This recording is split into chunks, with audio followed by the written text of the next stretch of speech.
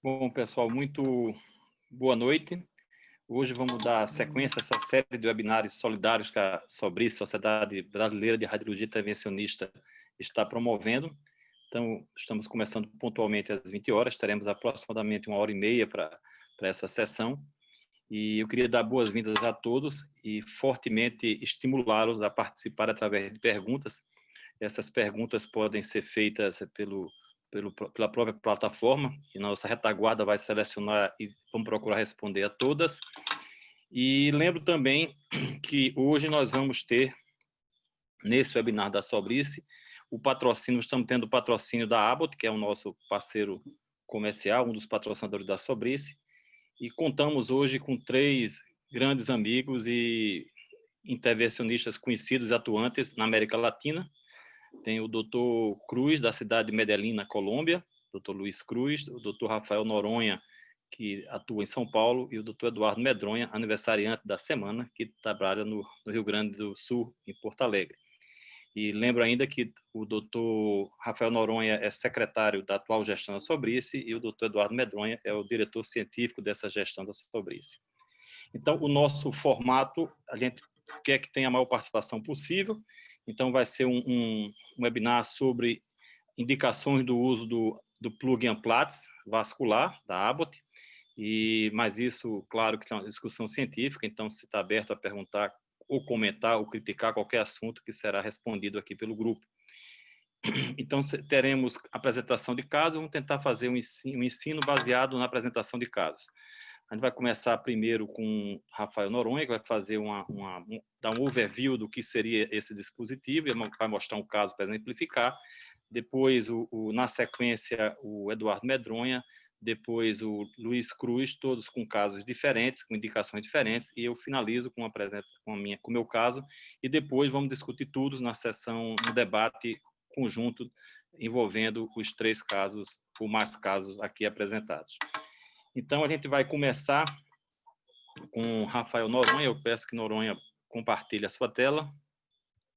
E, por favor, Noronha, pode iniciar o webinar. Boa noite. Tá bom o volume do áudio? Tá bem, sim.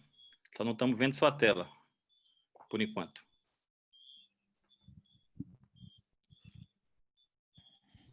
Compartilhando aqui, eu gostaria de inicialmente agradecer a Sobrice aí pelo convite e a Abbott, né, pelo evento. Ótimo. Acho que agora está compartilhada, né? Sim. Gostaria de agradecer aí a Sobrice e a Abbott pelo evento, lembrando que todo o valor arrecadado aí com o webinar solidário, ele é convertido em cestas básicas que serão doados para comunidades carentes, né? Mas uma ótima iniciativa aí da sociedade. Então, a gente vai começar falando um pouco aí sobre o produto e depois entrar na parte mais interessante, que é a discussão de casos.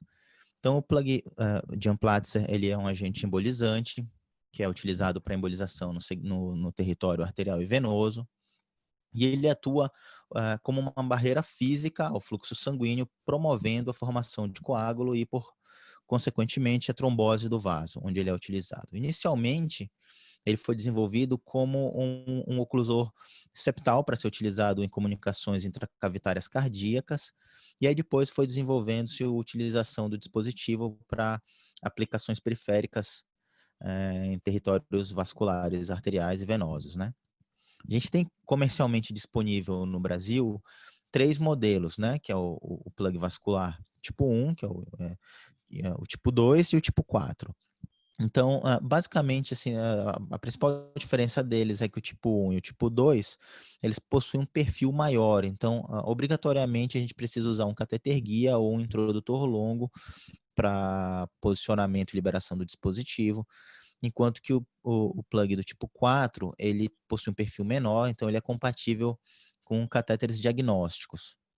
O plug tipo 1, na verdade, todos eles são compostos por uma malha autoexpansível de nitinol, e eles vêm conectados a um fio guia de nitinol que é utilizado para o posicionamento e liberação do dispositivo, né?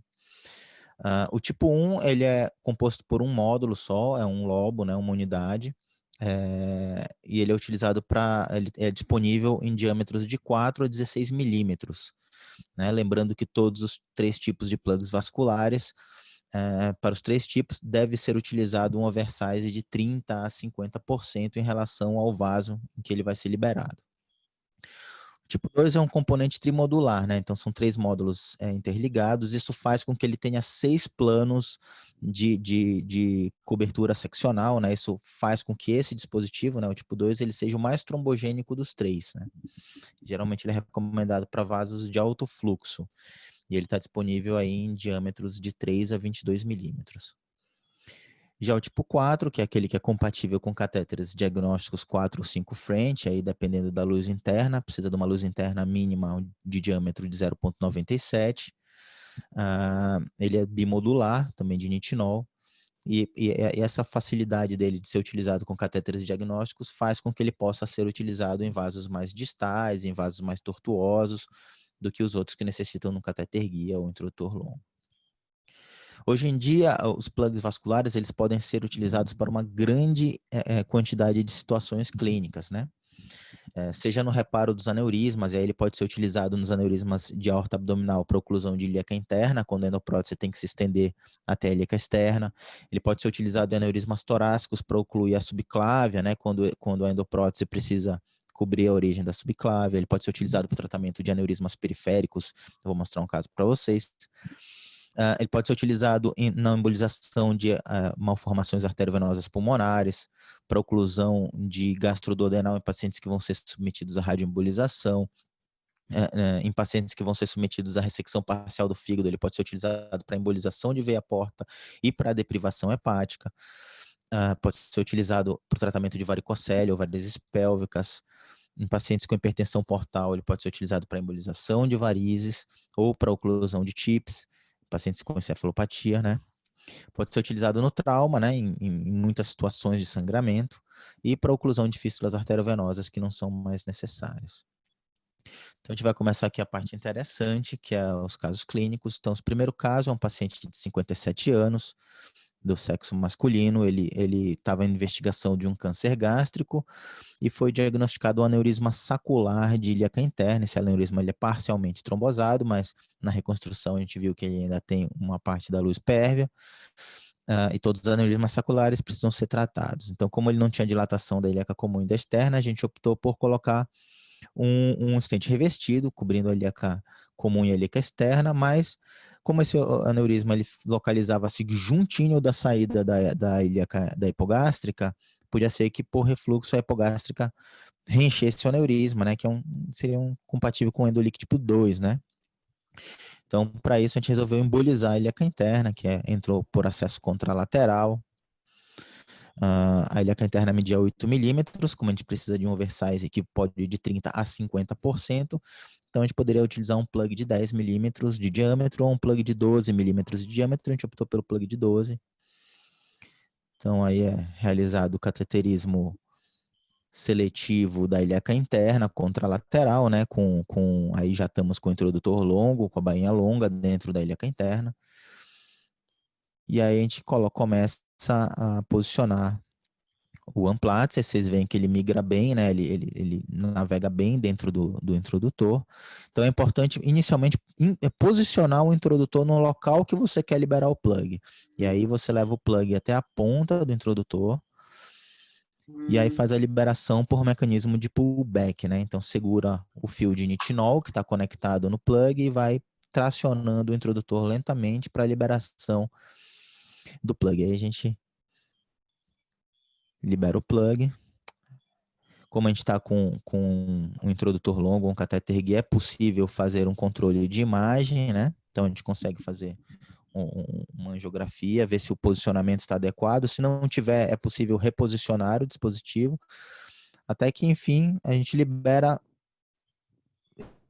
girando esse fio de nitinol no sentido horário, umas 4, 6 rodadas, ele libera o dispositivo. Então aqui é a imagem após a oclusão da ilíaca interna, né? Você vê que só o plug já ocluiu a ilíaca interna. E aí a imagem final, após colocar um stent revestido, a gente vê que não tem nenhum sinal de vazamento, a ilíaca interna reenche ali por colaterais. Então, aí um segundo caso breve também que a gente vai discutir é um paciente de 71 anos. Esse paciente foi diagnosticado com aneurisma aortoilíaco. O aneurisma aórtico era até pequeno, mas aí você vai ver a ilíaca era muito grande, né? Tinha mais que 3 centímetros, principalmente a ilíaca direita, mas bilateralmente tinha aneurisma. Então a gente resolveu tratar com uma endoprótese de aorta, e aí para não incluir as duas ilíacas internas, a gente optou por utilizar uma endoprótese ramificada de ilíaca de um lado e ocluir a ilíaca interna da direita, que era a mais doente, a mais dilatada, né? A ilíaca comum direita era mais doente. Então aqui a gente mais uma vez realizou o cateterismo contralateral aqui da ilíaca interna, e liberou o plug, né? Você vê que ficou bem posicionado na origem da hipogástrica. Essa liberação, ela tem essa vantagem de poder reposicionar caso não esteja no local adequado. E aí, por último, a imagem de controle, a gente vê aqui a exclusão da ilíaca interna direita, né, endoprótese VT externa, e a preservação do ramo contralateral com uma endoprótese ramificada. Então, aqui existem diversos estudos na literatura que justificam a utilização dos plugs para embolização de ilíaca interna no tratamento dos aneurismas aortoilíacos, né? Então, esse estudo aqui foram realizadas, um estudo multicêntrico, foram realizadas 169 embolizações de ilíaca interna com plugs. A taxa de sucesso técnico dos autores foi bastante alta, 97%. Apenas 1,8% dos casos os autores não conseguiram navegar adequadamente. Menos de 1% dos casos aconteceu liberação do dispositivo num local inadequado, né? E aí uma taxa de claudicação glútea de 25-24%, que é compatível com qualquer procedimento de embolização de hipogástrica, e uma taxa baixíssima, né, menos de 1% de endolix tipo 2 provenientes da ilíaca interna, mostrando, né, que o dispositivo ele é bastante eficiente para essa situação. Aqui um outro estudo comparando a embolização com plug em relação à embolização com molas, né? 29 pacientes foram submetidos à embolização com mola e 28 pacientes submetidos à embolização com plug. A gente vê aqui que foram utilizadas quase 6 molas por caso nos pacientes que foi utilizada a embolização com mola e apenas um plug por caso, né? Então isso mostra que a gente usa uma quantidade muito menor de material quando utiliza a embolização com plug, né? Isso é importante quando se pensa em custos, né? Em quantidade de material utilizado. O tempo de procedimento e o tempo de fluoroscopia foram estatisticamente inferiores no grupo que foi submetido à embolização com plugs, e a morbidade e a taxa de endolix foi similar nos dois grupos. E agora o último caso, rápido também, para não atrasar muito, é um paciente de 56 anos, do sexo feminino. Ela foi admitida, a gente até publicou esse caso aí no Journal of Vascular Surgery há alguns anos. Ela foi admitida com uma dor abdominal no hipocôndrio direito, ela não tinha história nenhuma de trauma ou de cirurgia prévia. Nos exames de imagem, a gente viu um aneurisma bastante volumoso, 7 centímetros de aneurisma sacular de artéria hepática, confirmado na tomografia. E aí ela tinha, por coincidência, uma anatomia bastante peculiar, né? Uma anatomia não usual, que a artéria hepática direita dela saía muito proximal, saía da hepática comum, caprichosamente no mesmo nível do ósteo do aneurisma. Então, se a gente fosse colocar, por exemplo, um stent revestido, que seria uma opção, a gente iria cobrir a hepática direita, né? Cobrir a origem da hepática direita. Outra opção que foi discutida na época foi encher o aneurisma de molas, mas aí um aneurisma desse tamanho, sinceramente, é precisado 1 quilo de molas para fechar um aneurisma desse. Então a gente tentou tratar isso utilizando um plug, né? Então a gente entrou dentro do aneurisma com um introdutor longo, viu que tinha um colozinho pequeno, começou a liberar o plug dentro do aneurisma, tracionou ele lentamente até sentir uma resistência, né, que estava no limite já lá do aneurisma, e liberou a última parte do plug bem no colo. E a gente vê aí na imagem de controle a perviedade da hepática direita, da hepática esquerda, gastroduodenal bem vicariante pérvia também. Esse paciente foi de alta, depois de um mês ele voltou, fez um controle de imagem, e a gente vê aí no Doppler, no ultrassom, o aneurisma trombosado e o plug de Amplatzer no interior do aneurisma. Então, eram esses casos aí que eu ia apresentar para vocês. Queria agradecer mais uma vez a oportunidade e a gente dá continuidade aí com o Dr. Abá. Obrigado, Rafael. Acho que foi uma ótima introdução. Você deu realmente uma visão do que é o dispositivo, dos tipos, o seu uso, que é um uso relativamente fácil e amigável, e exemplificou muito bem com uns belos casos, inclusive esse último que vocês publicaram. Bom, a gente vai deixar, eu tenho algumas anotações, mas vamos deixar essas perguntas para o final. Então, vamos partir para a fala seguinte, que será de Eduardo Medronha, que atua lá em Porto Alegre. Eduardo, por favor, pode compartilhar a tua tela. Boa noite. O senhor já está conseguindo ver a tela, não? Estamos, sim. Bom, boa noite a todos. Queria agradecer novamente ao apoio da RBG, que é o distribuidor local da Abbott, e a Abbott propiciaram esse webinar sobre Solidária. E também falar que a próxima campanha de doação será em Porto Alegre, dia 16/10. Então, a gente está arrecadando recursos para isso. Então, eu vou falar das indicações do plug do AVP na deprivação venosa hepática e na embolização de fístula arteriovenosa pulmonar. Com o desenvolvimento da cirurgia hepática, hepatectomias mais extensas, complexas, surge a necessidade de um maior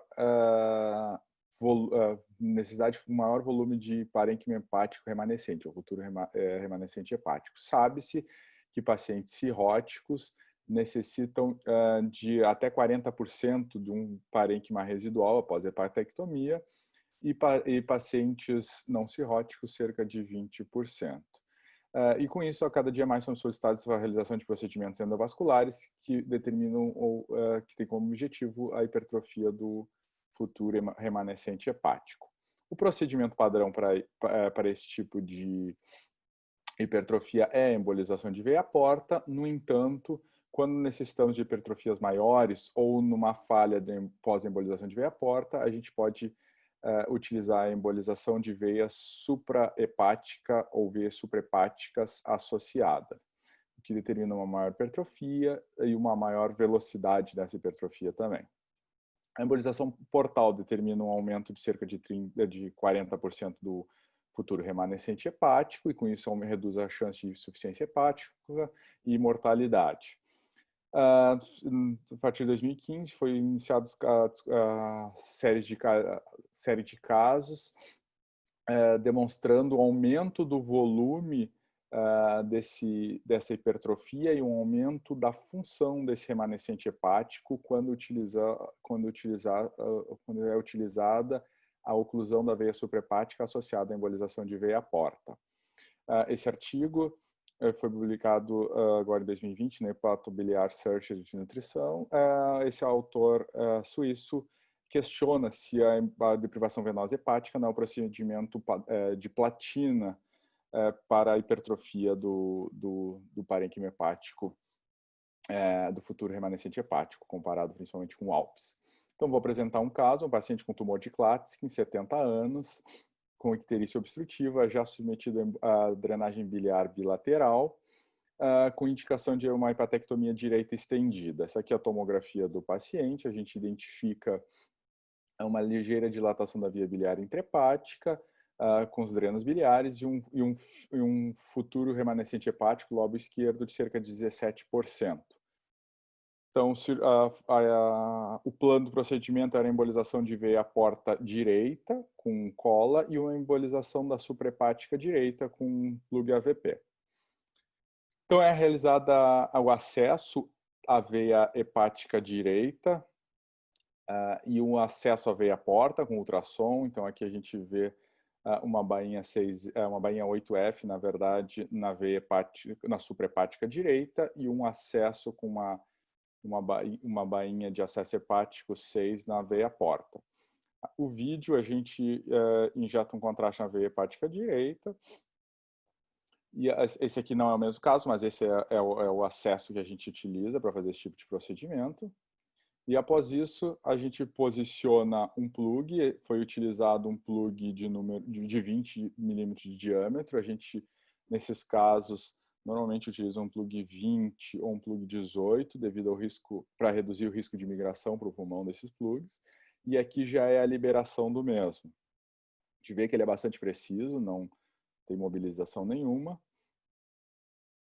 Né? Imediatamente após a liberação, a gente já observa uma grande redução da velocidade do fluxo de drenagem venosa da veia suprahepática. Isso aqui, então, com apenas um plug. Após o posicionamento dele, à esquerda, o vídeo da esquerda, a gente, como o Rafael já tinha falado, a gente faz uma rotação em sentido anti-horário do fio guia e libera o plug. Após, no vídeo da direita, é realizada a portografia, seguido da embolização da veia porta direita, nessa foto da esquerda, que foi utilizada cola para a embolização de toda a veia porta direita. E logo após a embolização, a gente retorna para a bainha que utilizou para liberar o plug, fazendo uma flebografia que a gente identificando, aqui só retornando um pouquinho, identificando já a oclusão de todo o fluxo cerca de 10 minutos após a liberação do plug. Para reduzir o risco de colateralização intrahepática da drenagem venosa, a gente utiliza também uma cola proximal ao plug, onde a gente observa na injeção da cola. Vou voltar aqui. Que ela reflui, não ultrapassa nem pela primeira tela do AVP2. Aqui o aspecto final.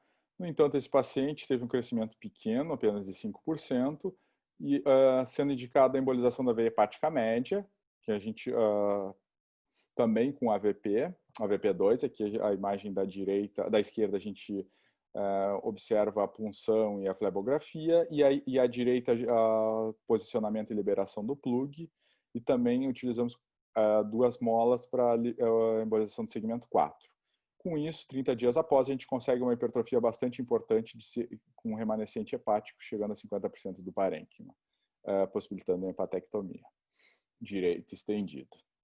Um outro procedimento que o dispositivo se adequa bem é a embolização de fístula arteriovenosa pulmonar, que são shunts de alto fluxo entre uma artéria pulmonar e uma veia, sendo esses pacientes, na maioria dos casos, cerca de 70% dos pacientes que apresentam esse tipo de patologia têm uma síndrome de Osler-Weber-Rendu, ou telangiectasia hereditária hemorrágica, e apresentam-se com hipoxemia, às vezes embolia para AVC, abscesso cerebral devido à embolia paradoxal.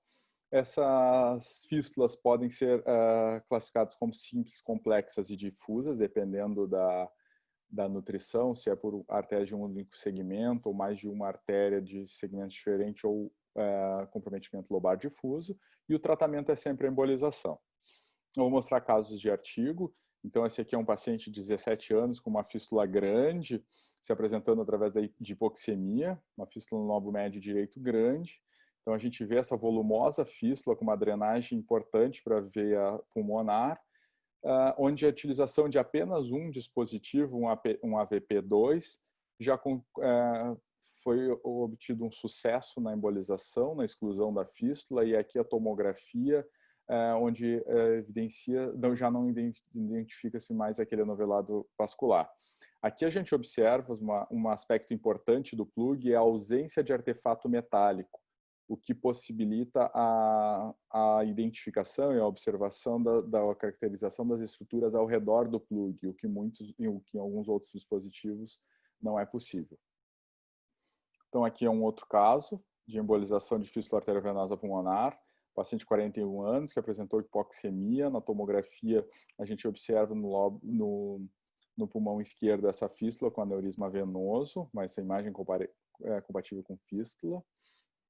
É realizada a arteriografia pulmonar esquerda, identificando-se essa importante comunicação com aneurisma venoso, e onde foram utilizados 2 plugs com a exclusão total da fístula, sendo uma tomografia de controle após 1 ano, sem recanalização e sem nenhuma evidência de fístula. Em conclusão, então, o dispositivo é bastante preciso, ele tem baixo risco de migração devido à grande superfície de contato do plug com a parede do vaso e também a força do nitinol. Ele é bastante seguro em territórios venosos, principalmente próximo à veia cava, que tem risco de embolização para o pulmão ou mesmo para a circulação sistêmica, e tem baixo risco de recanalização. O que eu queria falar era isso. Obrigado. Muito obrigado, Eduardo. Um caso muito bem representativo, um belo ensaio pictorial, muito bem documentados, e a gente vai deixar para comentar também no final. Então, eu pediria agora que o Dr. Luiz Cruz, intervencionista de Medellín, mostrasse também os seus casos e peço a ele que, por favor, compartilhe a tela. Muy bien, Carlos, muchas gracias. Muchas gracias a la Sobrice y a Abbott por la invitación. Es un honor y un placer estar conmigo hoy compartiéndoles los casos que tenemos para mostrar y esperemos que sean de mucha ayuda para todos. Vamos a iniciar mostrando diferentes aplicaciones y usos del Amplaxer, tanto en el síndrome de congestión pélvica como en otros territorios vasculares donde son supremamente útiles. El primer caso es una paciente femenina de 48 años con un antecedente previo de embolización de ambas venas gonadales y de la vena hipogástrica izquierda con coils. A pesar de que ya había sido embolizada previamente, la paciente continuaba con dolor pélvico crónico asociado a unas varices en la parte interna del muslo en su tercio proximal. Hay que recordar que es necesario evaluar los 4 vasos principales que van a componer todo el síndrome de congestión pélvica, y es muy importante ver las venas hipogástricas, ambas venas gonadales, cateterizarlas de manera selectiva con una muy buena maniobra de Valsalva en todas estas pacientes para valorar de manera adecuada todo este montón de varices pélvicas que se pueden presentar bien sea en el lado izquierdo o derecho, dependiendo de los síntomas y lo que encontremos en cada paciente. Así que con esta paciente, estas son las evaluaciones de la vena gonadal izquierda y la vena gonadal derecha, en donde la paciente tenía una competencia completa de las mismas sin ningún signo de insuficiencia. Aquí vemos la gonadal derecha como está claramente competente e igualmente la vena gonadal izquierda no presenta ningún signo de insuficiencia. Al evaluar las venas hipogástricas nos damos cuenta cómo tenemos los coils antiguos en ambas venas gonadales y había unos coils que estaban en la vena gonadal izquierda e hipogástrica de ese mismo lado, en donde a pesar que estaban excluyendo algún vaso que producía las varices, aún tenía algunas ramas colaterales que nos están dando todas esas varices y toda la sintomatología en la paciente.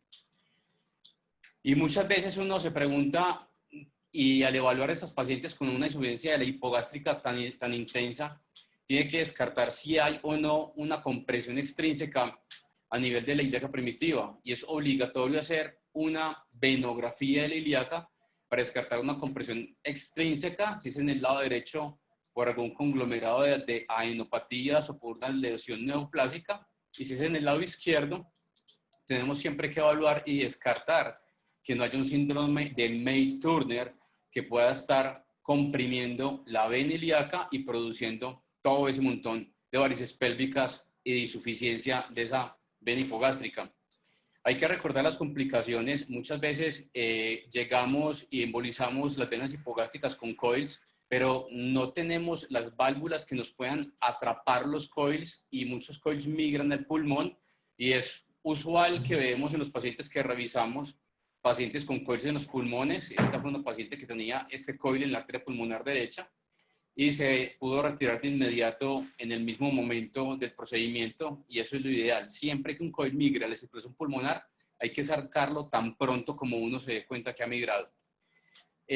¿Cómo evitar complicaciones con el Amplaxer? De esta manera, simplemente ya todos sabemos, todos conocemos que nuestro Amplaxer favorito y utilizado en nuestro territorio va a ser el Amplaxer tipo 2. Hay algún punto clave muy importante, es que siempre tenemos que hacer una sobredimensión del Amplaxer cuando vamos a utilizarlo en venas de un 30 a un 40% para evitar que el Amplaxer pueda migrar a futuro. Siempre todos los Amplaxer hasta 16 milímetros van a ir por un introductor 6 French y a partir de 16 milímetros en adelante hay que utilizar un introductor 7 French. Así que en esta paciente la decisión fue hacer una embolización selectiva de la vena hipogástrica izquierda con un Amplaxer 2. Y lo que se hace es que se avanza el introductor destination, un introductor destination 6x45. Se cateteriza además de manera selectiva la vena hipogástrica izquierda, se libera el Amplaxer. Este fue un Amplaxer de 16 y cuando terminamos vemos que hay una adecuada compresión y total desaparición del flujo vascular, con una desaparición completa de las varices pélvicas recurrentes que tenía esta paciente. El caso número 2 es una paciente femenina de 32 años, múltiples embarazos, con un dolor pélvico crónico asociado a dispareunia.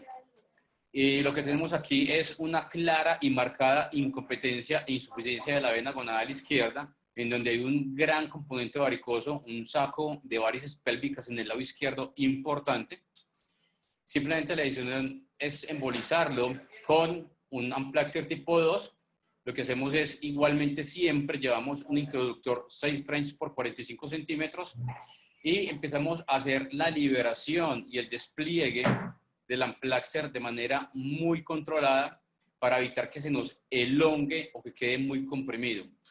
Es así como vemos cómo queda adecuadamente implantado el Amplaxer y hacemos una inyección antes de liberar el Amplaxer para verificar que nos quede en buena posición y finalmente procedemos a liberar el Amplaxer, dejarlo en donde lo queríamos implantar y esos son los controles finales en donde vemos que el medio de contraste no refluye y queda totalmente ocluida la vena gonadal izquierda con total desaparición de las varices pélvicas y un adecuado manejo de la paciente. Finalmente, el caso número 3 es una paciente femenina de 67 años con dolor súbito torácico. La paciente con antecedentes importantes es hipertensa, fumadora crónica y tiene antecedente de cirugía cardiovascular. Este es la angiotac de la paciente. Es importante evaluar las arterias vertebrales para ver la codominancia de las arterias vertebrales. Y vemos como tenemos todo un saco aneurismático que emerge inmediatamente después de la arteria subclavia izquierda. Y esta es la reconstrucción tridimensional en donde vemos el saco aneurismático inmediatamente adyacente a la emergencia de la arteria subclavia izquierda y cómo es necesario tapar y cubrir la arteria subclavia izquierda embolizándola posteriormente con un Amplaxer tipo 2 para evitar una endofuga tipo 2. Así que estas son las inyecciones. Lo que hacemos es subir la endoprótesis bien al punto donde la queremos dejar implantada, hacemos la inyección, vemos aquí cómo queda la endoprótesis después de haberla liberado, adecuadamente cubierta la emergencia de la arteria subclavia, en donde navegamos con un introductor destination 6x45 French y finalmente con técnica de road mapping, siempre para valorar y visualizar la arteria vertebral izquierda, liberamos nuestro Amplaxer. Este es un Amplaxer de 14 milímetros, el cual antes de liberarlo hacemos una inyección para verificar que no estemos ocluyendo la arteria vertebral y finalmente hacemos la liberación del Amplaxer de manera controlada y en el control final vemos cómo queda adecuadamente excluida y ocluida la arteria subclavia izquierda con una adecuada liberación de la endoprótesis y una protección completa de la arteria vertebral izquierda, la cual a través de la circulación vertebrovascular nos va a dar todo el llenado del brazo izquierdo. Ese es el control final, en donde vemos cómo está adecuadamente excluido el saco aneurismático, vemos cómo se llena adecuadamente la circulación para el miembro superior izquierdo por flujo retrógrado a través de la arteria vertebral izquierda y sin ninguna complicación mayor. Mensajes para llevarse a casa. El síndrome de congestión pélvica es doloroso y muy incapacitante y es una entidad que se puede tratar de manera efectiva por vía endovascular. Su diagnóstico adecuado nos permite planear de la mejor manera los dispositivos a utilizar. La embolización con el Amplaxer es rápida, segura y requiere de conocer adecuadamente el procedimiento y el dispositivo que vamos a utilizar. Sus beneficios incluyen menor tiempo de recuperación comparado con la cirugía, menor estadio hospitalaria y menores complicaciones. Y cuando vamos a hablar de la parte de oclusión para EVAR o TEVAR, tenemos que hasta un 75% de las arterias subclavias pueden ser ocluidas. Debe tener y hacerse una muy buena evaluación de la circulación vertebrovascular para asegurar que hay una adecuada perfusión del brazo izquierdo. Y el uso de los Adamplaxer es totalmente segura y proveen una oclusión total y completa de la arteria subclaviana izquierda, todo con el fin de evitar endolics tipo 2 que nos lleven a un fracaso del procedimiento. Muchas gracias, esto era lo que tenía para mostrarles y quedo atento a las preguntas al final de la presentación. Le doy la palabra a Carlos, muchas gracias por la atención. Graças, Luiz. Essas são as estátuas de Botero, não? No final da apresentação, a escultura de Botero, de Colômbia. Muito boa a aula. Fernando Botero es de Medellín. Muito interessante a aula do Luiz. Isso mostra como em situações frequentes, como você embolizar a subclávia e a congestão pélvica são também indicações para o plug, ao meu ver, ainda subutilizada pela maioria dos intervencionistas. Agora eu vou apresentar um caso de utilização de plug e logo a seguir a gente vai ter tempo bastante suficiente. E eu estimulo vocês, já quiserem mandando as perguntas aí pela plataforma, que elas já vão sendo colocadas em ordem para a gente, assim que terminar a minha apresentação, começar a discutir e responder as perguntas.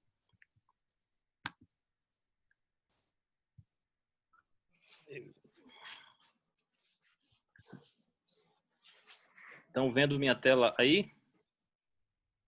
Estão vendo minha tela? Não. Não ainda? Não estou vendo, não. Ainda não.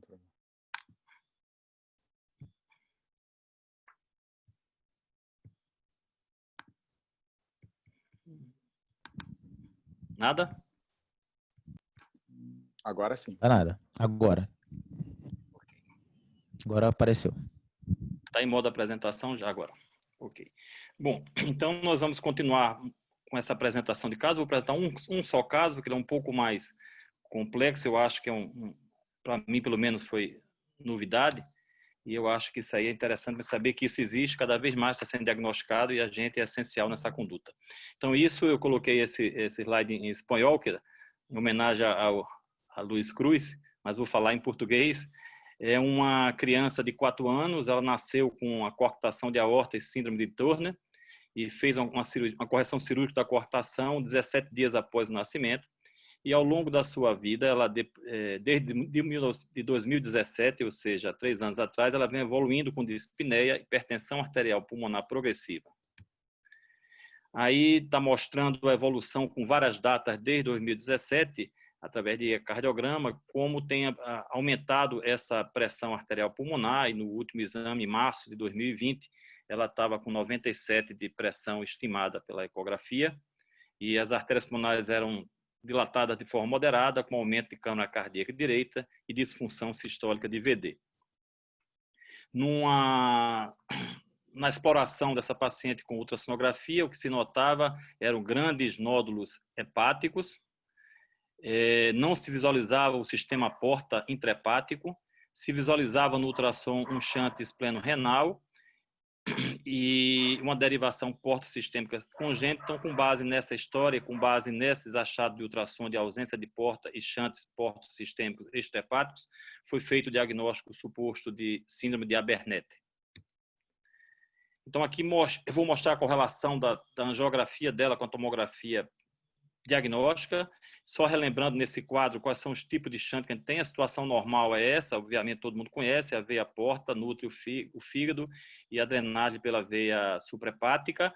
Então você pode ter, principalmente em prematuros recém-nascidos, shunts intrahepáticos, e o que vai nos interessar aqui são os shunts extrahepáticos, né? Então o shunt extrahepático pode ser diretamente na veia mesentérica superior e a esplênica desembocarem separado na cava, no sistema, ou eles podem confluir no tronco porta único e ir para a cava e sem veia porta.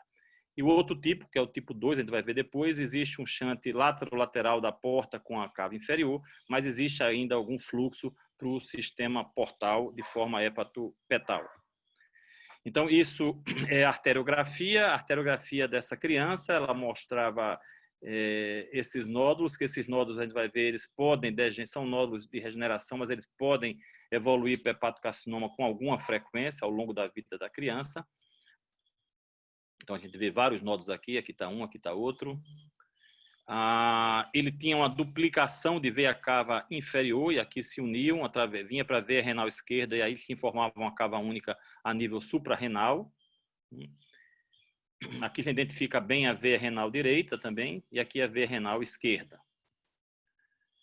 Aqui a gente vê a veia esplênica. A veia esplênica, na verdade, ela vem e desemboca na veia renal esquerda, caracterizando a primeira derivação, que é a derivação espleno-renal esquerda.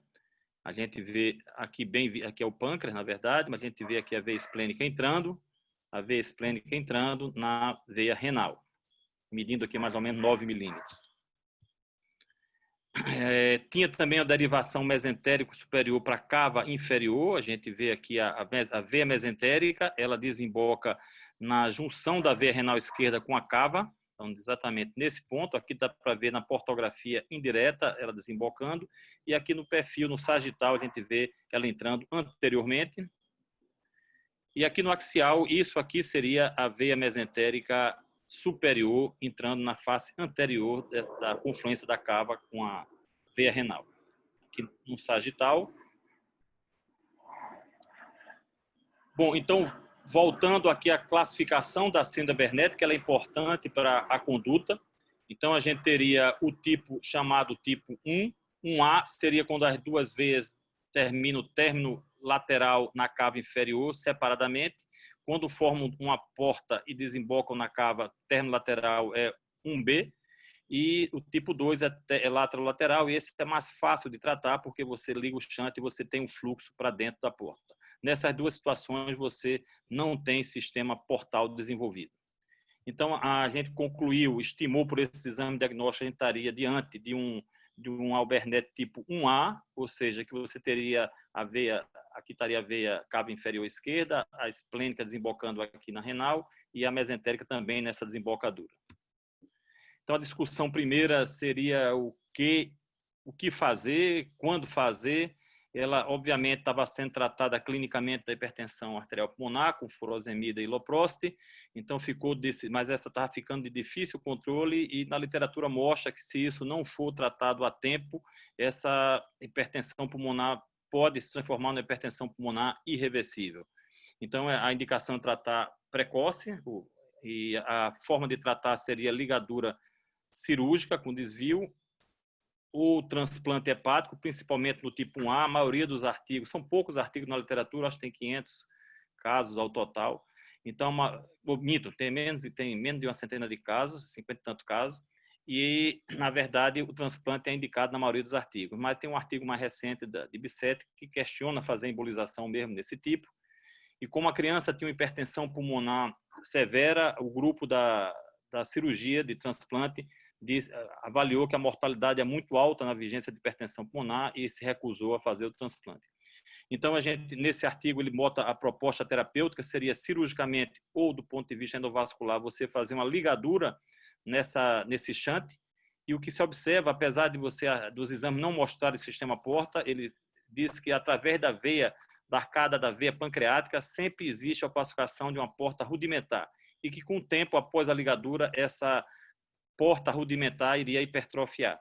Então, isso foi baseado nesse artigo. A gente resolveu tratar essa criança. Aqui está o dia do tratamento, agora em julho. Então, nós primeiros entramos dentro da veia por cima, que a gente achou mais fácil, pela jugular. Medimos a pressão na veia mesentérica, era de 13. Na verdade, essa é a situação real desse esquema. A gente tem aqui o shunt espleno-renal e o shunt mesentérico sistêmico, né? Então, entramos na veia esplênica e também media 13. E aí fizemos a prova de oclusão, que é bastante útil nesses casos. Então, essa prova de oclusão, como a gente não tinha um catéter balão oclusor específico, usamos um balão de angioplastia mais curto, que media 20. Colocamos aqui na mesentérica fechado e injetamos pelo próprio balão, lumen interno do balão, e mostra que as colaterais vão desaguar no shunt espleno-renal, mas que existe, através dessa veia pancreato-duodenal, uma opacificação de uma porta extremamente rudimentar, que nós pensávamos, pela tomografia, pela ressonância e pela ultrassom, que não existia a porta, mas, na verdade, ela existe e é rudimentar. Está aqui ela. Então, fizemos o mesmo na veia esplênica, só que para fazer essa oclusão foi mais fácil funcionar pela veia femoral. Fizemos a oclusão, ocluído media 35 milímetros. Como esse a gente tinha pouca experiência, resolveu ocluir a mesentérica superior, já que não subiu muito a pressão portal e já que ela levava à opacificação da veia portal rudimentar. Então, resolvemos estagiar, fechar primeiro a mesentérica e no segundo tempo fechar a esplênica. Aqui está mostrando, fechando as duas ao mesmo tempo, esse é o aspecto. E aqui, já com a decisão de se fechar, então a gente optou por usar um plug, já que é um vaso de alto fluxo, alto calibre, a gente necessitava de precisão, a gente tinha que respeitar a veia pancreática do adenal e não podia cair também dentro da cava, então a gente usou uma Platos tipo 2, 12x9, e isso aqui ficou, não controlei porque eu estava acima do ponto, mas a gente vai controlar isso com tomografia, mostrando que a gente na hora liberou isso aqui acima da veia pancreática, essa primeira, aqui está dentro do coto da veia mesentérica, isso aqui ficou já dentro da cava como a gente queria. Então, aqui está o resultado final, uma liberação bem precisa. Esse é o controle final, ele ficou desse jeito, como a gente estava querendo, e a gente vê pela expansão aqui, que é maior do que a expansão, provando que essa parte está fora da desembocadura já, tapando, ocluindo o orifício. Aqui foi durante a oclusão. E a evolução dessa criança foi muito surpreendente, ela acordou muito bem na alta hospitalar, abdômen flácido, sem dor. Ela teve a melena transitória no terceiro dia pós-operatório, mas que foi atribuído a medicações. No ecocardiograma, nessa data, já mostrava uma queda da pressão e a ultrassom de controle também não mostrava trombose via mesentérica e a gente está planejando fechar o shunt espleno-renal no segundo tempo. Eu já tenho um segmento dela mais recente em consultório, ela está super bem, então ela melhorou da dispneia, ela melhorou da atividade, a mãe acha que ela está bem melhor e, na verdade, ela, como queixa, tem só alguns episódios de hemorragia digestiva baixa não importantes e que a gente não sabe se isso seria varizes já desenvolvendo, então está programado com 6 meses fazermos uma angiotomografia. Então, para concluir, nesse artigo, que é o artigo mais completo sobre essa doença, o que ele mostra como opção de tratamento é o paciente diagnosticado neonatal através de colestagem inexplicada, galactosemia, fazer o diagnóstico do shunt para o estudo de imagem, ver o tipo de shunt e, se for pequeno shunt intrahepático neonatal, esperar 1 ou 2 anos para fechar espontaneamente. Se for outro, aí seria embolizar o shunt, e para embolizar o shunt seria fazer o teste de oclusão, aquele que a gente fez, né? Ver a pressão portal e ver se opacifica a veia portal no caso tipo 1, e mesmo tipo 1, ele recomenda fechar o shunt em 1 ou 2 estágios e seguir com cuidado, e nesse artigo ele antevê o fim do transplante hepático para esse tipo de patologia. Então era isso que eu queria compartilhar com vocês. E agora nós vamos iniciar aqui a moderação e a discussão propriamente dita. E eu começaria esse debate, enquanto não chega as perguntas de quem nos assiste, fazendo alguns comentários, mostrando, eu acho que na intervenção mais importante do que material é a estratégia, né? A estratégia é como você vai conduzir o caso. Mas para cada estratégia, existe um material que você está mais habituado e existe aqueles materiais que são mais específicos. Então, eu acho que a gente viu com o plug, pela conversa de todos aqui, que o plug é um material muito interessante para vasos de calibre maior, que a liberação é muito precisa, por isso ele é muito versátil e ele é reversível. Você pode reposicionar caso haja necessidade. Então, eu vou tentar incluir todos os debatedores, algumas perguntas compartilhar para todos, algumas específicas, mas todo mundo se sinta à vontade para interromper, para colaborar na discussão, para perguntar também sobre ou comentar esse caso que nós apresentamos. Então, eu começaria com Rafael Noronha. Rafael, você mostrou muito bem quais são os tipos de plugs que nós temos da Abbott aqui disponíveis aqui no Brasil, e você já deu uma explicação sumária. Eu queria só que você, como tem gente talvez que tenha pouca experiência com plug, como é que você escolhe entre os 3 plugs diferentes? Qual seria o seu critério para escolher o tipo de plug? Doutor, primeiro, excepcional o caso aí da criança que o senhor apresentou, hein? Parabéns. Obrigado. Normalmente a gente escolhe, cada um tem uma característica, né? O tipo 1 e tipo 2, eles vão no catéter guia ou no introdutor longo, são mais calibrosos. O tipo 4, ele vai no catéter diagnóstico. Então, assim, a primeira coisa, se a gente consegue chegar com um catéter, e assim, ele tem um diâmetro menor, né? Ele vai até 8 milímetros. Então, se a gente, é um vaso mais distal, precisa de um cateterismo um pouco mais tortuoso. E é possível, é um vaso possível de ser embolizado com um dispositivo de até 8 milímetros, então a gente prefere ir com o tipo 4, né, que tem um perfil menor e ele geralmente é o suficiente para ocluir nessa situação. Muitas vezes isso não é possível, porque você não vai conseguir ocluir com um dispositivo de 8, precisa de um dispositivo maior. Então aí você vai precisar utilizar ou o tipo 1 ou o tipo 2. O tipo 1 ele é um pouco mais curto, ele é o que tem a menor zona de ancoragem em relação ao tipo 2. Então quando você tem um espaço muito pequeno, ou você usa o tipo 1 ou você usa o tipo 2 e dá uma achatada nele, que é uma técnica de escrita que é possível também. Para vasos de fluxo muito alto, é o ideal utilizar o tipo 2, né, que ele tem mais camadas, então ele é mais trombogênico do que os outros dispositivos. Sempre lembrando que é possível, quando se utiliza o plug, associar molas. Então você pode liberar o plug e no meio do plug entra ou atrás, né, ou entra no meio do plug e libera molas. São técnicas descritas também para aumentar o grau de trombogenicidade. Isso é particularmente válido em malformações arteriovenosas pulmonares. Que o Medrone apresentou, né, para MAV pulmonar, o fluxo é um grande problema, né, porque se embolizar vai embora. Então você coloca inicialmente lá o plug, mas atrás você pode colocar molas para colaborar com a embolização. Então, a gente, basicamente, para escolher o tipo de plug, a gente depende do local, onde vai ser embolizado, o quão distal é o sítio de embolização, o quão tortuoso é o caminho até chegar nesse vaso, e o diâmetro, o calibre dele e o fluxo, né? Quanto maior o fluxo, aí vai para o tipo 2, preferencialmente. Obrigado, Rafael. Muito didático e muito esclarecedor. Eduardo, parabéns aí pelo caso, interessante da privação hepática. Eu te perguntaria o seguinte, qual o critério que você usa? A grande maioria de nós intervencionistas utiliza a embolização da porta, né? Isso é uma coisa já bem estabelecida.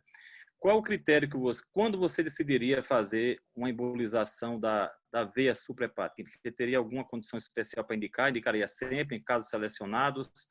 Eu queria que você explicasse para todo mundo qual é o teu critério de escolha para utilizar essa técnica.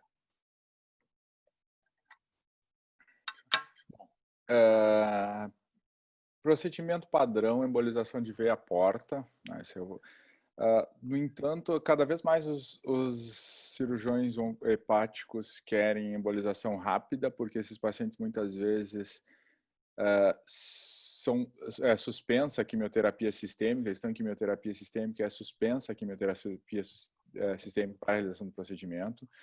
Então, eles querem uma hipertrofia rápida e que permita a cirurgia deles. Hoje, eu estou, devido ao desenvolvimento da técnica, a gente acaba perdendo pouco mais de 20 minutos, às vezes, para acessar uma veia suprahepática e embolizar. Nessas hepatectomias maiores, quando a gente necessita uma hipertrofia grande, o lobo esquerdo é pequeno, o cirurgião o oncologista suspendeu a quimio, e para reduzir o risco de ter que reembolizar esses pacientes, eu já tenho utilizado, na maioria das vezes, a dupla embolização. Agora, eu preciso aumentar 5%, preciso 5% de parênquima hepático remanescente, a gente acaba embolizando a veia porta somente a veia porta. Ok, Eduardo. Vamos agora para o Cruz. Uma pergunta também semelhante, Luiz. Muitas vezes também a embolização de congestão pélvica se restringe só à embolização da veia ovariana e geralmente a veia ovariana esquerda. Então, no seu protocolo, você emboliza como você escolhe, quase emboliza todas as duas hipogástricas e as venas sempre, ou em situações específicas, quando há demonstração de dilatação da mesma por exame de imagem? Enfim, qual seria o teu critério para embolizar em congestão pélvica, além da veia ovariana esquerda?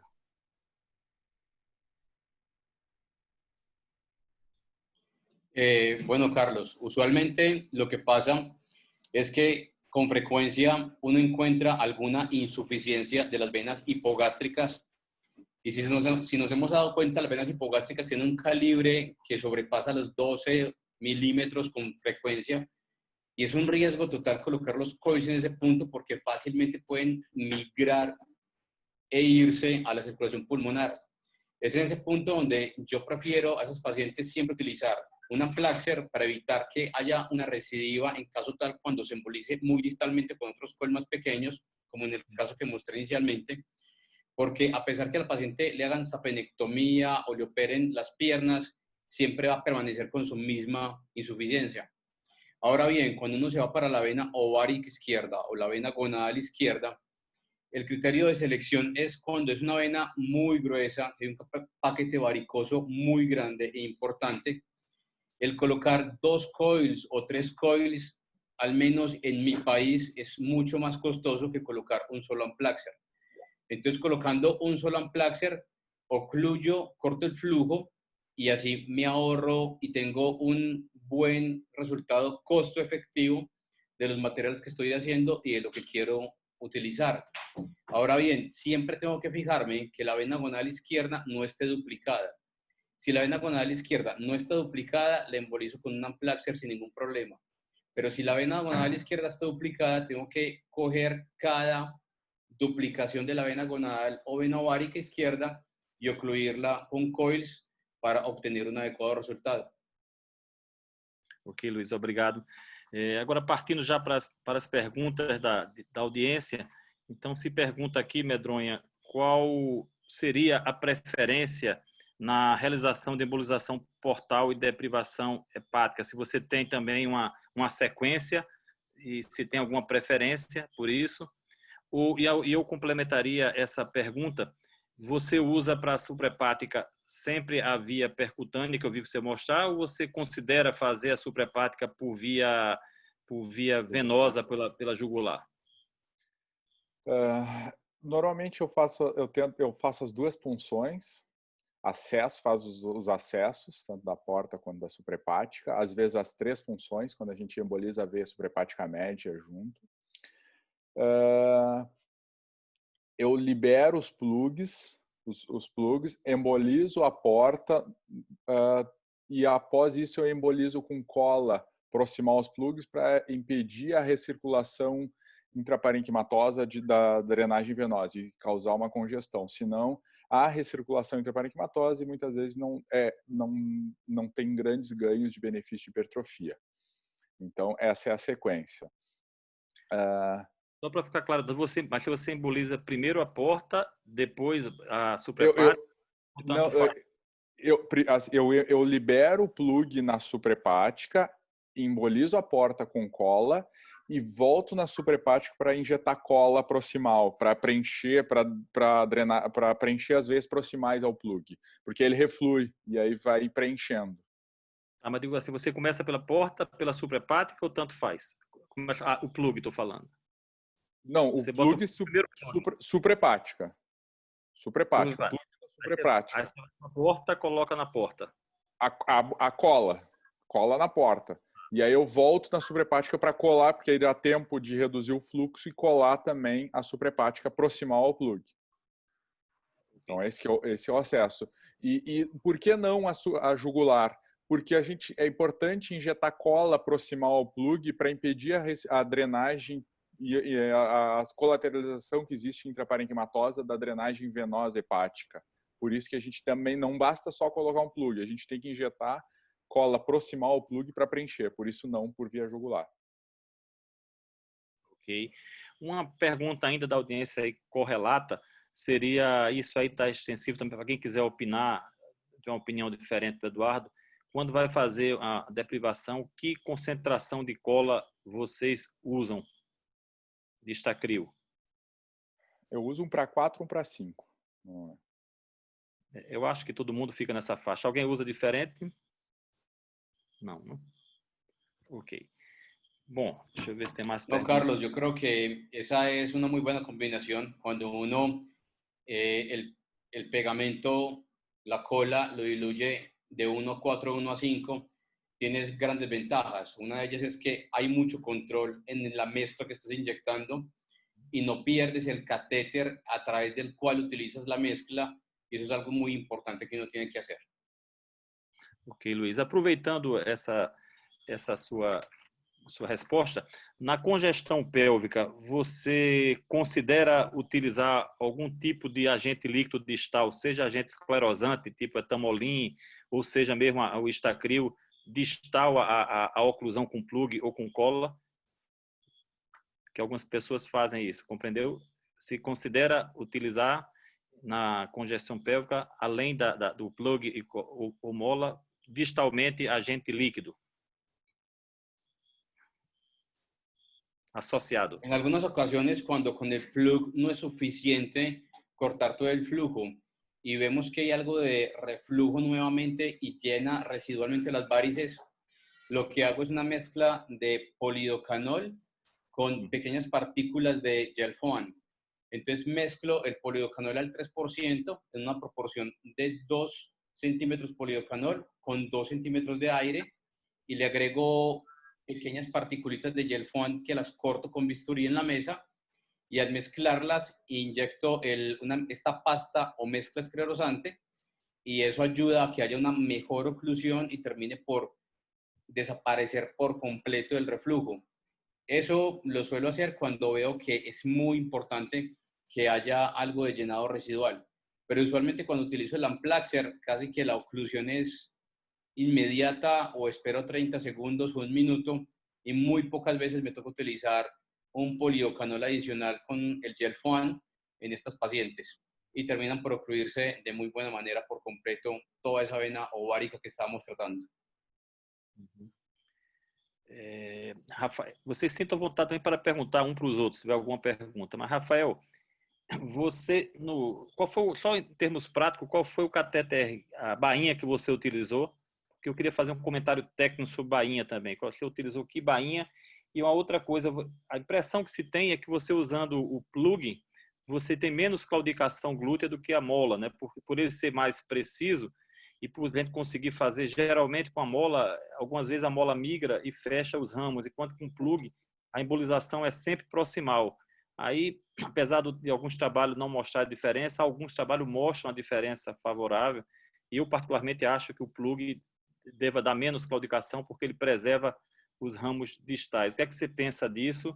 E me fala dessa parte, o que é que você usa como cateter guia ou como bainha nos seus casos? Acredito que muito provavelmente sim, porque eu concordo, acho que muito provavelmente sim, embora a maioria dos trabalhos não mostre diferença, mas é porque a casuística é pequena, não é tão grande também, né? Então, às vezes não dá relevância estatística por conta de casuística. Mas acredito que sim, porque a mola, quando começa a liberar, ela usualmente ela vai para frente, né? Então ela acaba embolizando mais distal do que o plug. O plug ele fica bem proximal, fica onde você quiser. Então acredito que a embolização mais proximal dá menos claudicação mesmo. A gente eu não tenho certeza, mas provavelmente a gente usa um destination nesses casos, que a gente costuma utilizar. Provavelmente foi um destination, mas pode ter sido outro. Carlos, yo les pregunto a ustedes, ¿tienen algún introductor predilecto para utilizar el Amplaxer o no? Porque sabemos que tenemos los introductores de Cook, los introductores de Terumo, hay un introductor de Biotronic que es muy parecido al Destination. No sé si ustedes tengan alguna predilección para algún uso específico o simplemente utilizan indistintamente cualquiera que tengan. Eu acho que isso é uma pergunta muito boa, Luiz, porque logo que o plug foi introduzido aqui no Brasil, já faz alguns anos, eu acho que ele não fazia nem parte da Abbott ainda, era da Sanjude separado.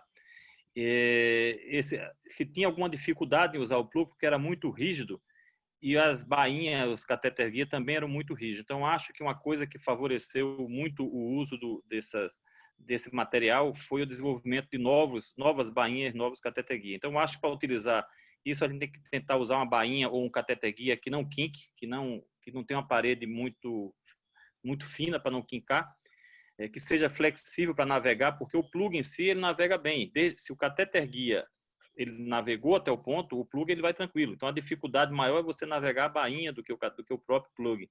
Então acho que com essas bainhas novas está muito bem. Eu particularmente, quando vou usar a bainha, eu gosto de usar a bainha da Cook, né?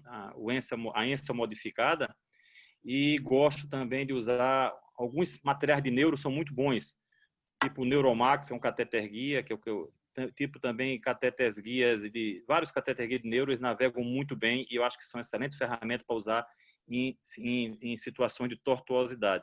Agora, uma coisa que eu daria uma dica muito prática, eu prefiro sempre que possível, quando você tem o sistema de bainha e Y disponível, por exemplo, a Cook tem as duas, tem de bainha, a bainha com a válvula de borracha e você tem o Y. Eu prefiro de longe usar o Y, porque com a bainha, você algumas vezes, mesmo com a bainha grande, você não consegue introduzir o plug, ele topa nessa válvula.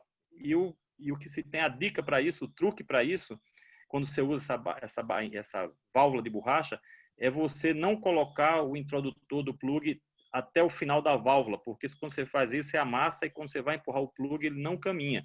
Então a gente tem que botar só o comecinho, só passar a válvula sem chegar no final dela, porque aí você consegue introduzir. Isso eu apanhei um pouco para descobrir isso, mas assim, a preferência minha é por esses materiais que eu falei. Você, Rafael, você tem... Eduardo, quer comentar? Eu tive essa dificuldade, passar um plug 22 numa Raab 7F, a válvula. Mesmo a bainha 7F Destination, sem problema nenhum, a válvula, até descobri que o problema era a dificuldade nessa válvula, no degrau da válvula ali. Hoje eu uso só bainha com rosca ou com Y. O problema é que essa bainha com rosca nem sempre está disponível, né? Parece que ele vem a outra, mas eu... Agora, quando for usar essa, Eduardo, isso eu aprendi com o Rivera, essa é a sugestão, você passar só o primeiro ponto, mas não encostar até o final. Quer comentar, Rafael? Não, concordo com tudo. Concordo com o que vocês falaram, hein? Aqui a gente acaba usando mais a Destination, nos casos que tem feito. Alguns, assim, os primeiros, nem lembro o que foi umas maves pulmonares que a gente fez, que eram umas bainhas que tinham disponíveis no hospital, mas a maioria, hoje em dia, a gente acaba usando a Destination. Luiz, e você? Qual é a tua preferência? Cruz. Yo usualmente mi introductor favorito es el Destination. Me da una muy buena flexibilidad, un buen soporte, es muy preciso y cuando tengo el problema de la goma de la válvula, simplemente la quito y utilizo una llave en Y que me ayuda a eliminar eso. Y me va muy bien con el Destination, es el que utilizo, es como un buen matrimonio. El Amplaxer y el Destination van muy bien. Eduardo, e quando você vai embolizar a suprahepática, quando você escolhe a suprahepática média e quando você escolhe a suprahepática direita? Sempre a suprahepática direita, podendo ou não estar associada à média. Se o plano cirúrgico é uma hepatectomia direita estendida, eu acabo embolizando as duas suprahepáticas. Se é só uma hepatectomia direita, embolizo só a suprahepática direita, não as duas. Ok. E complicação de embolização suprahepática, você teve alguma? Nenhuma, não tive nenhuma. Uma das coisas interessantes assim, em relação ao procedimento é o acesso, que a gente faz todo por ultrassom, então tanto da porta quanto da suprahepática é bastante semelhante, é só tu identificar no ultrassom o que é porta e o que é suprahepática. O posicionamento do plug, algumas vezes é importante que ele fique cerca de 1 centímetro da cava para o cirurgião poder ligar. Algumas vezes a gente, por segurança, acaba liberando ele mais proximal ou mais dentro do parênquima, isso é ruim, porque tem colaterais e aí acabam drenando, sobrepondo esse plug, drenando por cima. E uma das coisas é visualizar por ultrassom também, porque às vezes a suprahepática sobrepõe a cava, a gente acha que está próximo na flebografia e não está. Então eu tenho utilizado o ultrassom para ver a posição do plug lá e a distância do plug para a cava. Uma das coisas que a gente acaba dando um oversize maior para esse tipo de procedimento, porque a cava já está, drena já direto no átrio ali, então pelo risco de embolização a gente acaba dando um oversize maior, e às vezes ele estica muito, e a gente perde a possibilidade de injetar cola distal. Então uma das coisas, como o Rafael já tinha falado, às vezes acabo empurrando ele para reduzir, quando eu acho que ele está muito esticado, para reduzir o comprimento dele. Então a gente acaba que o primeiro anel ou acaba deformando, ele fica como se fosse um guarda-chuva, mas tu reduz o comprimento dele, ao invés de fazer só pullback. Algum de vocês já teve alguma complicação do tipo migração ou recanalização de um plug? Eu particularmente não, Rafael. Nem eu. Luis. Yo creo, Carlos, que la principal complicación de un unpluxer es no saberlo manejar. Y es ahí cuando se presentan los eventos adversos. Si usted no sabe manejar adecuadamente el unpluxer, tiene que conocerlo muy bien, saber su liberación y estar muy seguro dónde lo va a liberar. Y una gran ventaja que tiene el unpluxer es que usted puede inyectar antes de liberar su dispositivo de oclusión y verificar que está donde quiere estar. Así que yo creo que la mayoría de complicaciones del unpluxer sean o porque no se sabe manejar el unpluxer o porque no se tiene la certeza de estar en la localización donde quiere estar cuando lo va a liberar por completo. Y si usted sabe manejar el unpluxer y sabe en qué sitio está para liberarlo, yo creo que jamás va a tener una complicación utilizando el unpluxer. Concordo. Acho que também a escolha do catéter guia é importante. Se você escolhe um catéter guia, uma bainha inadequada, você pode ter complicação não pelo unplatz em si, mas pela própria navegação do unplatz e o unplatz travar dentro da bainha. Mas o unplatz em si mesmo, acho que ele é bem tranquilo e seguro para se usar. Vocês têm alguma experiência, algum de vocês, um outro uso do unplatz, que se usa também, até o dispositivo de fechamento foramoval, em dissecção de aorta, para você, principalmente a aorta, é descrito isso em aorta ascendente. Vocês têm alguma experiência em fechar o ponto de entrada com esse dispositivo? Não. Eu já vi alguns casos na literatura, mas nunca fiz. O senhor já fez? Não, nunca fiz não. Mas eu tive vontade de fazer, mas não fiz não. A dissecção aguda, né? Yo ya lo he hecho y es muy útil. Sucede que para cerrar la luz falsa, usualmente se llama un candy plug. El candy plug, lo que pasa es que el unpluxer muchas veces no tenemos el diámetro que queremos para poder cerrar esa luz falsa. Entonces nos toca utilizar un cuff aórtico. Y lo que hacemos es una pequeña constricción con sutura en la mitad del cuff y queda como forma de confite. Entonces, por eso se llama el candy plug. Y lo que hace uno simplemente es tapar la luz falsa de la disección torácica para de esa manera evitar que llene en sentido ascendente todo el segmento disecado. Pero como te digo, tendríamos que tener un plug muy grande y de un diámetro importante y por ahora lo que he utilizado siempre ha sido cuff aórticos de 30 a 32 milímetros, que ha sido lo que me ha ayudado a tapar esa luz falsa e evitar esse llenado retrógrado na dissecção da aórtica. Na verdade, Cruz, eu estava me referindo a um outro tipo, essa dissecção mais clássica, maior, aí eu concordo. O candy plug é uma técnica muito boa de se fazer, mas eu estava me referindo mais a casos mais raros, onde você tem um pertúrdio de entrada pequeno, bem pequeno, geralmente é aorta ascendente. São casos muito selecionados, acho que o Dietrich publicou sobre isso, e aí você pode colocar, porque não é uma dissecção com abertura grande, dissecção pequena, onde fecha só o ponto de entrada. Ele fica uma parte dentro da luz falsa, e a outra parte na luz verdadeira, e no meio fica o plug em si. Como fosse fechar um canal, um forame oval, né? Então, mostrando só que existe uma versatilidade grande do plug. Vocês querem perguntar? Acho que às vezes... Desculpa, Rafael. Eu queria só comentar que às vezes, acho que para tudo que a gente apresentou aqui, na verdade, acho que o mais importante é lembrar do plug, né? Porque em muitas situações a gente acaba utilizando molas e poderia utilizar um plug, e seria melhor utilizar um plug. Eu lembro de um caso que a gente fez faz um tempo já, que a gente embolizou uma fístula arteriovenosa de artéria hepática, né? Uma fístula arterioportal. Era uma fístula já antiga, então os vasos estavam muito dilatados, era um altíssimo fluxo. E a gente foi embolizar com mola, e a mola não ficava no lugar, e era um desespero de parar a mola no lugar certo. Aí tinha que entrar no raminho para ancorar a mola. Usou um monte de mola para conseguir fechar o fluxo. Se a gente tivesse um plug, tinha usado um plug, provavelmente. Ou mesmo que tivesse usado mola depois, tinha colocado o plug lá rapidinho, no lugar que queria, no local que precisava, e botava a mola atrás. Mas se tivesse lembrado, se tivesse pedido o plug, se tivesse o plug disponível lá no momento, teria sido um procedimento com certeza muito mais simples. A gente pensou nisso no meio do procedimento. Se a gente tivesse um plug aqui, isso aqui seria muito mais fácil. Mas às vezes a gente acaba, pelo menos acabava esquecendo, e eu acho que uma das mensagens desse webinar, uma das ideias do webinar é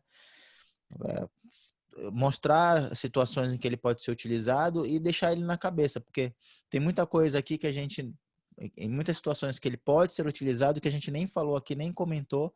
Eu tô lembrando de uma agora, que é essa fístula arterioportal, que eu poderia ter utilizado um plug. Seria melhor para mim, seria mais fácil para mim o procedimento se tivesse utilizado um plug. Aqui o Cristiano está comentando, o Cristiano lá de Santa Catarina, o Bortolucci, ele tá comentando que ele já fechou uma reentrada justa renal com plug, ele já usou isso, né, numa dissecção do tipo 3, então mostrando que aqui no Brasil já estamos usando nessa indicação. Eu acho seu comentário muito pertinente, Rafael. Eu acho que isso em parte se deve à distribuição comercial, não agora, eu acho que agora que a Abbott assumiu e com o Rafael, o pessoal à frente, até nessa iniciativa de promover esse webinar aqui, mostra isso, que está se mostrando as pessoas que existe, porque na fase anterior, a distribuição era muito fraca, não penetrava em todos os serviços, até no nosso centro tinha pouca assistência nesse aspecto, e aí você não se lembra que existe. Eu acho que tem que lembrar que o plug, se você pensa em fazer uma coisa endovascular equivalente a uma ligadura cirúrgica de um vaso de grande ou médio porte, o plug talvez seja a melhor solução para isso, né? Porque é rápido, controlado e é um material só que você usa, né? Carlos, Oi, Luis. Hablando sobre la sobredimensión, hablando sobre el oversizing, ¿ustedes tienen algún porcentaje específico o un número mágico para arterias y venas en la sobredimensión en el momento de escoger el Amplaxer? Quer comentar, Rafael? Acho que a recomendação do fabricante é de 30% a 50%. Quando é artéria, acho que 30% vai bem. Agora, quando é para veia, vai mais para os 50%. Dependendo até mais, né? De 50, dependendo da proximidade e do vaso que está embolizando, da veia que está embolizando. Sobre o que foi falado, que o Rafael falou também, eu acho que a gente sempre tem que ter a possibilidade de embolização com plug, sempre tem que estar na cabeça. Não é para todos os vasos, não é para todos os territórios, principalmente devido, como o Dr. Abba falou, quando a gente pensa em ligadura, pode pensar em plug, mas não é para todos, principalmente devido à navegabilidade. Muitas vezes a gente tem um território que seria bom utilizar o plug, mas é bastante difícil de navegar. Já tive shunt ou varizes gastroesofágicas ali, que a gente tentou navegar com plug, não tinha uma bainha maleável e não conseguiu chegar lá. Acho que esse é o principal ponto quando a gente pensa em utilizar plug. Mas é um dispositivo preciso, fácil de utilizar, permite a injeção de contraste logo após a liberação, o posicionamento, pode reposicionar. Então, acho que sempre tem que pensar nisso. E o custo dele, acho que caiu também, que no início era um custo muito alto e hoje o custo tá reduziu. Então, normalmente é 2, 3, 4 molas, assim, dependendo do coisa, tu substitui por um plug. Eu concordo, sim. Eu acho que você, Eduardo, eu acho que o problema do plug é a navegabilidade. Eu acho que é a grande limitação. Por isso que eu falei que isso ele usufruiu muito do desenvolvimento da cateter guia bainha. Se a bainha navega melhor, como essa bainha navega melhor, você vai usando cada vez mais o plug. E a gente tem que lembrar que vão ser lançados no Brasil, já tem na América Latina, também os microplugs, né? Que seriam plugs que podem navegar dentro de microcatéter, o que facilitaria a embolização de vasos a nível terciário e quaternário. Né? Claro. Algum comentário mais de vocês? Então, deixa eu ver se tem mais pergunta aqui do pessoal. Então, como não tem mais perguntas, eu vou querer passar para vocês fazerem o último comentário ou observação antes da gente fechar a sessão. Começando por quem falou por último, começando por Luis. Por favor, Luis. Carlos, muchas gracias. Como bien lo dijiste y recopilando todo lo que hemos hablado, hay que saber muy bien en qué territorio estamos navegando con nuestro plug, con nuestro Amplaxer, escoger muy bien el dispositivo y el introductor que queremos utilizar para un adecuado posicionamiento del plug, conocer y planear muy bien cada caso antes de hacerlo. Y yo creo que cada vez tenemos más accesibilidad a los Amplaxer, el costo se ha disminuido notoriamente y hemos aprendido a utilizarlo en múltiples territorios. Antes era usualmente muy poco el campo que se utilizaba el Amplaxer y ya nos hemos dado cuenta que en el territorio venoso, arterial, pulmonar, hepático, portal, en fin, yo creo que es un sinnúmero de indicaciones que tenemos para el Amplaxer con unos muy buenos resultados. Y quería agradecerte a ti, al doctor Rafael y al doctor Eduardo. Muchas gracias por haberme aceptado, recibido, y a Sobrice. Es un placer para mí estar aquí con ustedes y admirando la solidaridad del coronavirus con toda la población de Brasil. Muchas gracias. Obrigado, Luiz. É sempre um prazer reencontrar você, mesmo que virtualmente. Espero encontrá-lo em breve, passando essa pandemia. Eduardo? Bom, queria agradecer em nome da Sobrice a participação do Dr. Abá, o Luiz, muito obrigado.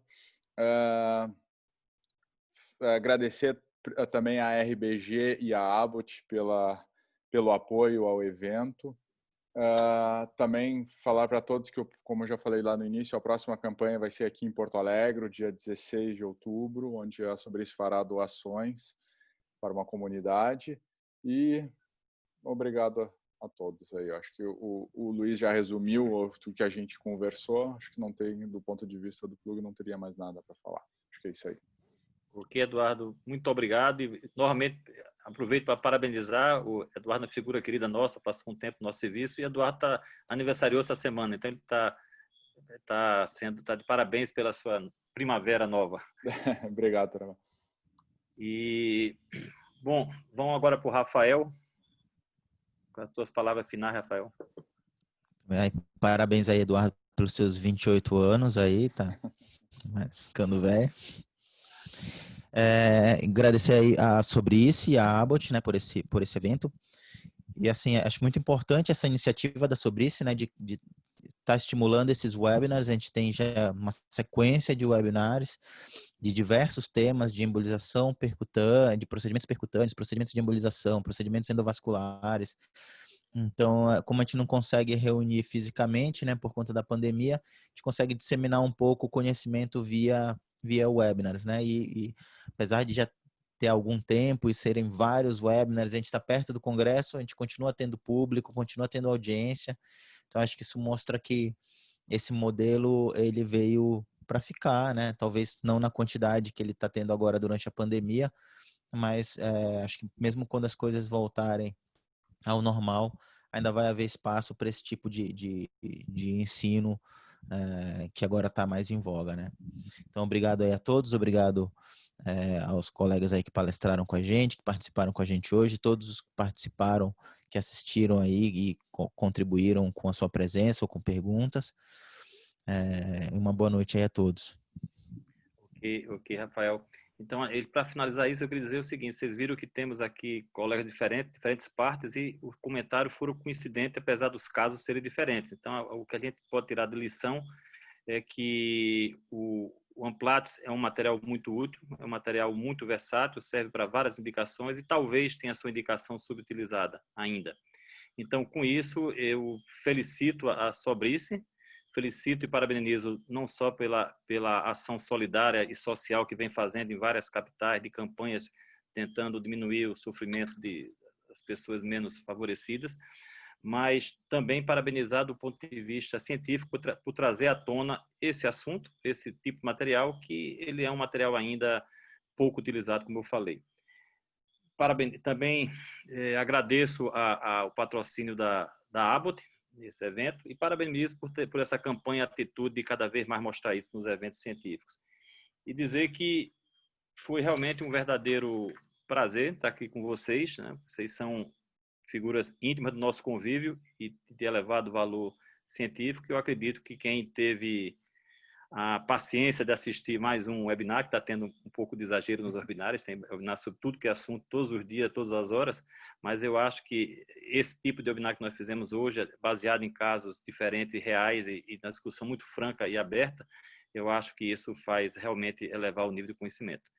Então, pessoal, muito boa noite, muito obrigado a todos, particularmente a diretoria da Sobrice, e espero revê-los em breve. Boa noite. Boa noite, grande abraço. Buenas noches. Muchas gracias. Que esté muy bien. Chao, chao.